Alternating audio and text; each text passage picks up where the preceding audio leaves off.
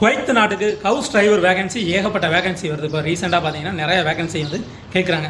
So இந்த vacancy எல்லாமே வந்து பார்த்தீங்க அப்படின்னா குவைத் ரிட்டன் டிரைவராக இருந்தால் குவைத்தில் இருந்து போய் 2 வருஷம் கம்ப்ளீட் ஆகிருக்கணும்.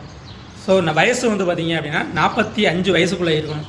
சேலரி வந்து பார்த்தீங்கன்னா 140லேருந்து 150க்குள்ளே சேலரி வந்து கிடைக்கும். ஸோ அதுக்கு மேலே நீங்கள் சேலரி எதிர்பார்க்குறீங்க அப்படின்னா உங்களுடைய எக்ஸ்பீரியன்ஸை வச்சு ஸோ அது வந்து பார்த்தீங்கன்னா சேலரி ஹை ரேஞ்சில் போகையில் வேகன்சிஸ் வந்து ஏதோ 1-2 தான் அங்கே சேலரி 180 170 இல்லை 200 அப்படி நீங்கள் எதிர்பார்க்குறீங்க அப்படின்னா அந்த மாதிரி சேலரி வந்து ரொம்ப ரேராக தான் ஒவ்வொரு இடங்களில் கிடைக்கும். ஸோ அந்த மாதிரி சேலரியை கம்பேர் பண்ணும்போது நீங்கள் ஒன்ஸ் குவைத்துக்குள்ளே வந்துட்டு அதுக்கப்புறம் நீங்கள் ரிலீஸ் வாங்கிட்டு நீங்கள் ஜாப் தேடினீங்க அப்படின்னா உங்களுக்கு ஈஸியாகவே அந்த மாதிரி சேலரியில் உள்ள ஒரு வீடுகள் வந்து ஈஸியாகவே கிடைக்கும். ஆனால் நீங்கள் ஃபஸ்ட்டு வரும்போது 140 அல்லது 150 இந்த ரேஞ்சில் தான் சேலரி இருக்கும்.